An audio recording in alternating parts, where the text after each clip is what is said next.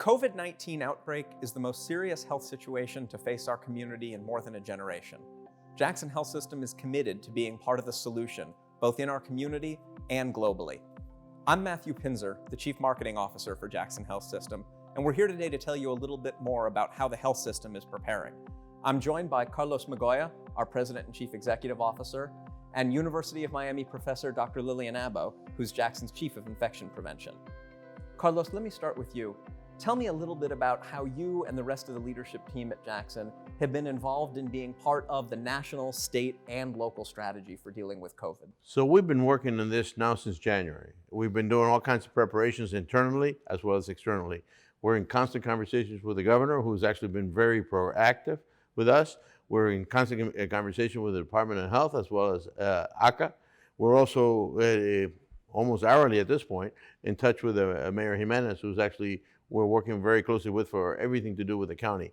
We also have contacts with the CDC and the federal government. Every one of the Florida delegations are constantly calling to see how they can help. So as this entire process, and you'll hear this over and over again, is so fluid because things are changing, and we're looking at different possibilities, we have everybody's ear at any level from the local all the way through the federal that is willing to help and do anything they can to help the entire community of Miami-Dade County, and we're at the forefront of that. Dr. Abbo, I think people are asking a lot of questions about the availability of testing and the protocol for testing. When should people get tested, and where should they get tested?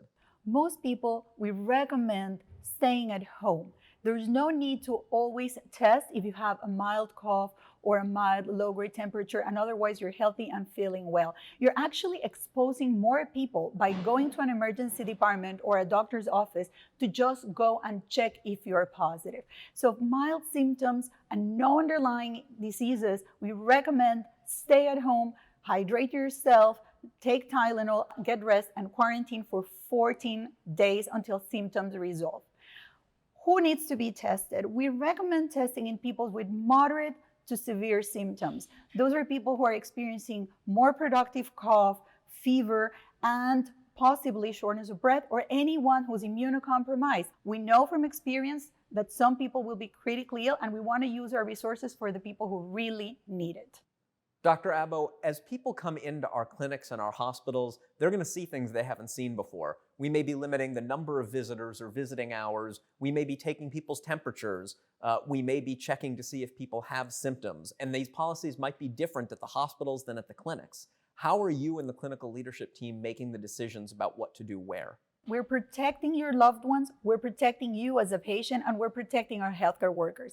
This is a very rapidly changing environment, and we're adapting the guidance from the CDC for different locations. We have implemented robust and tight protocols, and we are screening any patient before their clinic appointments to confirm that they don't have respiratory symptoms or any suspicion. We're also screening our visitors. We may have your temperature checked. We may ask questions regarding your travel history or your symptoms, and if you respond to any of those, or we have any suspicion that you can put our patients at risk, we will kindly ask you to leave the facility. Dr. Abbo, we've heard so much these last few weeks about things like hand hygiene and cleaning high-touch surfaces and even social distancing. Get us past those buzzwords and tell us what people should really be doing, whether they're in a hospital or at home. We should wash our hands or sanitize our hands constantly. Cleaning the environment and disinfecting the environment, whether you're traveling on an airplane or you're sitting at your desk at work, is something that we should be doing every day. It's part of protecting yourself, whether it's a virus or a bacteria. The second thing is, what do we mean by social distancing? Should we kiss and hug or shake hands? We should really limit the physical to physical contact because this virus is highly transmissible by droplets, and we know that the close contact increases your risk of getting the infection. Carlos, before we wrap up, I know a lot of members of our community want to hear from you as the leader about how Jackson Health System is ready to take us through this crisis. Jackson has been doing this for 100 years. Every time we have a crisis of this magnitude, we take care of it. Obviously, as Matt said, this is the most difficult one we've had certainly in the last generation. We are ready for all of you. We want to make sure we have all the right experts at the right places, at the right facilities. Need to follow the direction of every one of your physicians. We cannot afford to spread this. We got to make sure that everyone is taken care of. Trust us when I say we are ready for you. As Jackson continues working to protect our patients, our healthcare workers, and our community, the information is changing really quickly. You can always find the most up-to-date information for our community either at jacksonhealth.org or at the Florida Department of Health's website.